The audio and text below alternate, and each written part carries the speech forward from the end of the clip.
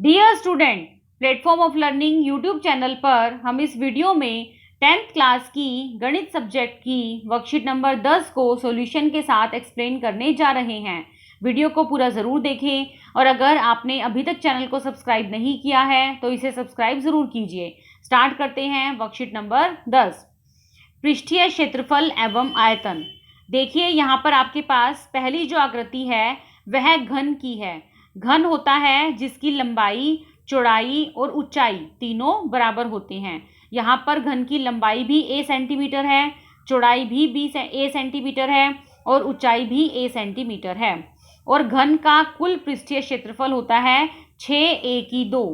वक्र पृष्ठीय क्षेत्रफल होता है 4a² और आयतन होता है किनारा गुना किनारा गुना किनारा, मतलब a3। पहला प्रश्न आपके पास है 1331 सेंटीमीटर की 3 आयतन वाले किसी घन का किनारा ज्ञात कीजिए। देखिए यहाँ पर आपके पास घन का आयतन दे रखा है, आपको घन का किनारा निकालना है। घन का आयतन है 1331 सेंटीमीटर की 3। घन के आयतन का फॉर्मूला लगाइए, किनारा गुना किनारा गुना किनारा, मतलब किनारा की 3 बराबर है 1331। तो यहाँ पर यदि हम 11 को 3 बार गुना करेंगे तो 1331 आएगा। तो यहाँ पर घन की भुजा किनारा कितना आएगा, 11 सेंटीमीटर। अगला है घनाभ। देखिए जो दूसरी आकृति आपके पास दे रखी है वह घनाभ की है। घनाभ की लंबाई, चौड़ाई और ऊंचाई तीनों अलग होती हैं। घनाभ का कुल पृष्ठीय क्षेत्रफल होता है 2 गुना LB जमा BH जमा HL। यहाँ पर L का मतलब लंबाई से है, B का मतलब चौड़ाई से है और H का मतलब ऊंचाई से है। वक्र पृष्ठीय क्षेत्रफल 2 गुना H L जमा B। आयतन L गुना B गुना H। यदि एक डिब्बे की विमाएं 80 सेंटीमीटर, 40 सेंटीमीटर और 20 सेंटीमीटर है।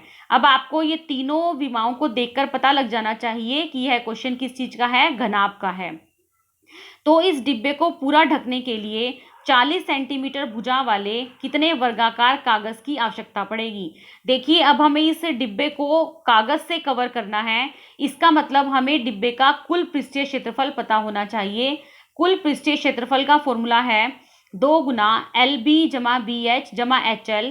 यहाँ पर L की जगह 80 सेंटीमीटर, B की जगह 40 सेंटीमीटर और H की जगह 20 सेंटीमीटर रखिए। 2 गुना 80 गुना 40 जमा 40 गुना 20 जमा 20 गुना 80। यदि हम इसे सॉल्व करेंगे तो हमें 11,200 प्राप्त होगा सेंटीमीटर की 2। अब क्योंकि वर्गाकार कागज की भुजा दे रखी है हमें 40 सेंटीमीटर, तो यहाँ पर हमें पहले कागज का क्षेत्रफल निकालना पड़ेगा। वर्गाकार कागज का क्षेत्रफल भुजा गुना भुजा 1600 सेंटीमीटर की 2। अब कागजों की संख्या निकालनी है तो हम डब्बे का क्षेत्रफल बटे कागज का क्षेत्रफल, 11,200 को 1600 से भाग कीजिए तो हमें 7 कागज की आवश्यकता पड़ेगी। नेक्स्ट है शंकु। देखिए यहाँ पर आपके पास यह शंकु की आकृति है जिसकी लंबाई दे रखी है, त्रिज्या दे रखी है। शंकु का वक्र पृष्ठीय क्षेत्रफल होता है πr/l। कुल पृष्ठीय क्षेत्रफल होता है πr/l जमा r। आयतन होता है 1/3 πr² h, 1/3 πr²h। आधार की त्रिज्या दे रखी है 3.5 सेंटीमीटर, ऊंचाई है 12 सेंटीमीटर। वाले एक शंकु में कितनी आइसक्रीम आ सकती है।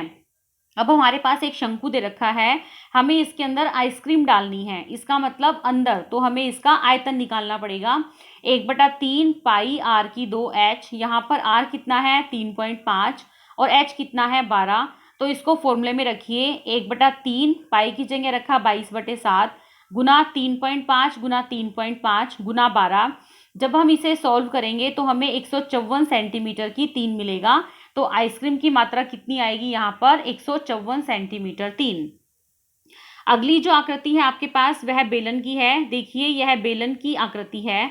बेलन का वक्र पृष्ठीय क्षेत्रफल होता है 2πrh। कुल पृष्ठीय क्षेत्रफल होता है 2πr, r जमा h। आयतन होता है πr²h। एक क्वेश्चन दिया गया है, देखिए 3.5 सेंटीमीटर की त्रिज्या के साथ 25 सेंटीमीटर की ऊंचाई वाला कैलिडोस्कोप बनाने के लिए किसी चार्ट पेपर पर कितना क्षेत्रफल आवश्यक होगा। कैलिडोस्कोप का मतलब है जो बेलन की आकृति की ही एक बहुरूपदर्शी नली होती है। तो यहाँ पर हमें सिलेंडर मतलब बेलन बनाना है, तो बेलन की त्रिज्या दे रखी है और ऊंचाई दे रखी है। तो यहाँ पर कितने पेपर की आवश्यकता पड़ेगी, हमें इसका कुल पृष्ठीय क्षेत्रफल निकालना है 2πr/h। 2 पाई की जगह रखेंगे 22/7, आर की जगह रखेंगे 3.5 और एच की जगह रखेंगे 25। जब हम इसे सॉल्व करेंगे तो हमें निकलेगा 550 सेंटीमीटर की 2। अगली आकृति देखिए। अगली आकृति में आपके पास अर्धगोला बना हुआ है। अर्धगोले का वक्र पृष्ठीय क्षेत्रफल होता है 2πr/2, कुल पृष्ठीय क्षेत्रफल होता है 3πr/2, आयतन होता है 2/3πr/3। एक क्वेश्चन दिया गया है, त्रिज्या 7 सेंटीमीटर के अर्धगोले का कुल पृष्ठीय क्षेत्रफल ज्ञात कीजिए। कुल पृष्ठीय क्षेत्रफल होता है 3πr/2। 3 गुना 22/7 गुना 7 गुना 7, 462 सेंटीमीटर की 2। अगला देखिए, आपके पास गोला बना हुआ है। गोले का पृष्ठीय क्षेत्रफल है 4πr/2, आयतन है 4/3πr/3। त्रिज्या 11.2 सेंटीमीटर के गोले का आयतन ज्ञात कीजिए। आयतन का फॉर्मूला लगाइए, 4/3πr/3, 4/3 पाई की जगह 22/7, r/3 11.2 गुना 11.2 गुना 11.2, तो यह हमें मिलेगा 5887.32 सेंटीमीटर की 3। आगे देखिए, आपके पास कुछ क्वेश्चन दिए गए हैं, स्वयं प्रयास कीजिए। चलिए इन्हें सॉल्व करते हैं। पहला क्वेश्चन है, 5 सेंटीमीटर किनारे वाले एक घन का आयतन ज्ञात कीजिए। घन का आयतन होता है किनारा गुना किनारा गुना किनारा। एक किनारा दे रखा है 5 सेंटीमीटर, तो 5 गुना 5 गुना 5 मतलब 5 की 3 बराबर है 125 सेंटीमीटर की 3। क्वेश्चन नंबर 2, 3 मीटर गुना 6 मीटर गुना 2 मीटर माप के एक घनाभ का आयतन ज्ञात कीजिए। घनाभ का आयतन होता है लंबाई गुना चौड़ाई गुना ऊंचाई।